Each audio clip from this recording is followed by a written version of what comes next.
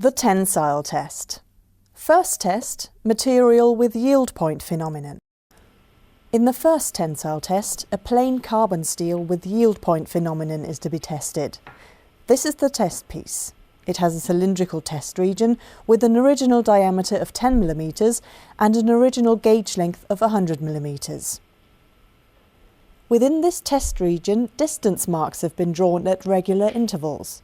They help to visualize and measure the plastic behavior of the specimen. Using a hand control, the tester moves the upper crosshead into its correct starting position. Now he can place the threaded ends of the test piece in the lower and upper grips of the testing machine.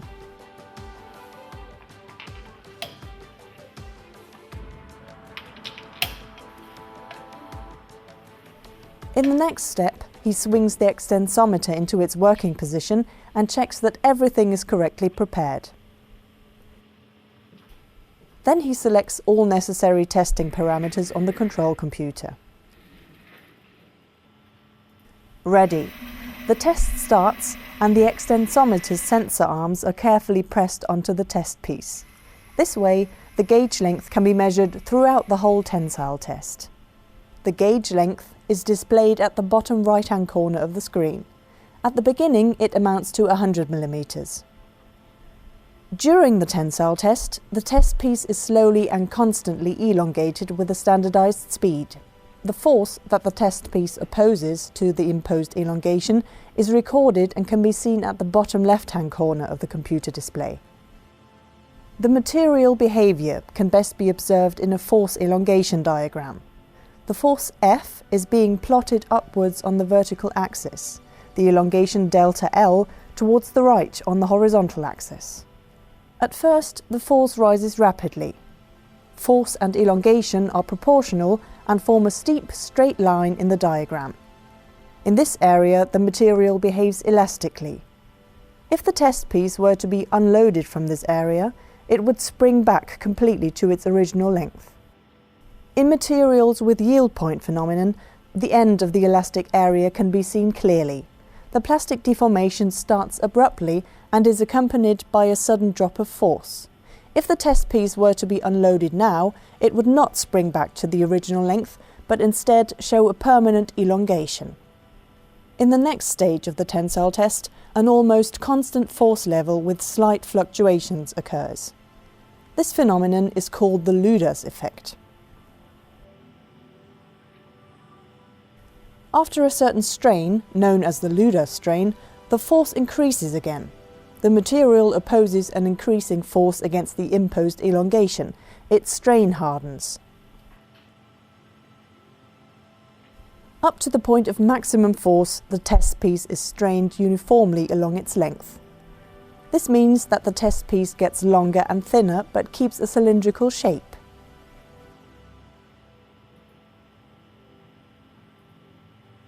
As soon as the maximum force is reached, a neck begins to form at one point of the test piece. All further plastic deformation now only takes place at the neck, and eventually the test piece fractures there.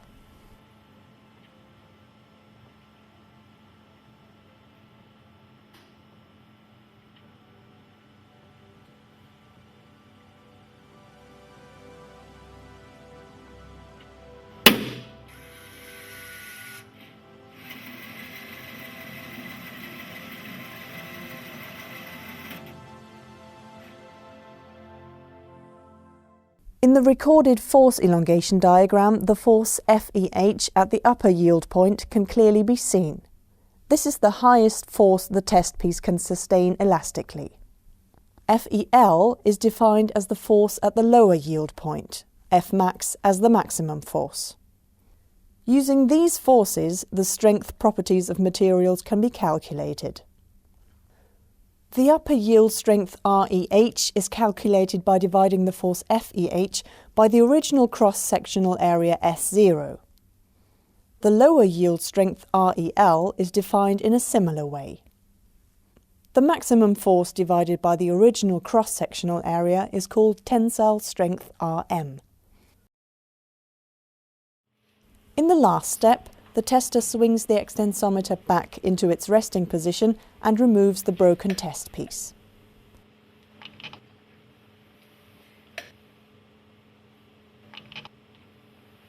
On the work table, he puts the fragments back together again. With the help of the distance marks, the percentage elongation after fracture can be determined. This is the permanent strain after fracture and amounts to about 30% in this example. Please note that the percentage elongation after fracture depends on the length to diameter ratio. By measuring the smallest diameter at the point of fracture, the percentage reduction of area can be calculated. It describes the reduction of cross-sectional area at the point of fracture in relation to the original cross-sectional area. In the second tensile test, a material without yield point phenomenon is to be tested. In this case, it is a precipitation-strengthened aluminium alloy. The test piece has exactly the same shape and dimensions as the specimen in the first test. It is cylindrical, with an original diameter of 10 mm and an original gauge length of 100 mm. After fitting the test piece into the testing machine and panning the extensometer into its working position, the test can start.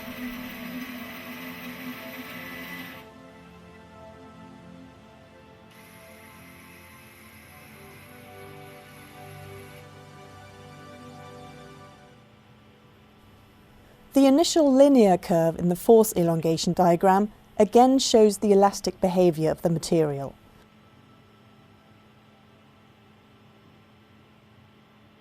But this time, the end of the elastic area is not revealed by a sudden drop of force or any distinct change.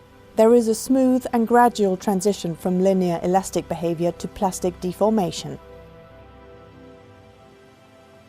In the further course of the tensile test, the force increases and the test piece again is strained uniformly along its length.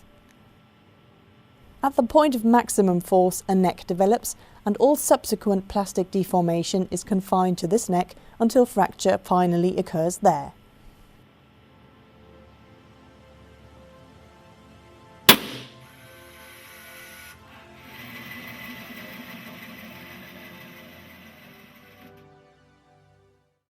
As a common substitute for the yield strength, the 0.2% proof strength is used.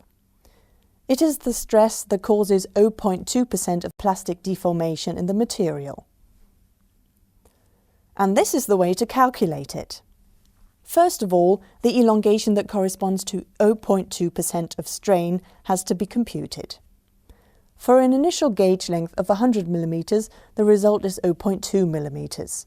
In the force elongation diagram, a straight line parallel to the elastic line is drawn through the offset point of 0.2 mm of elongation.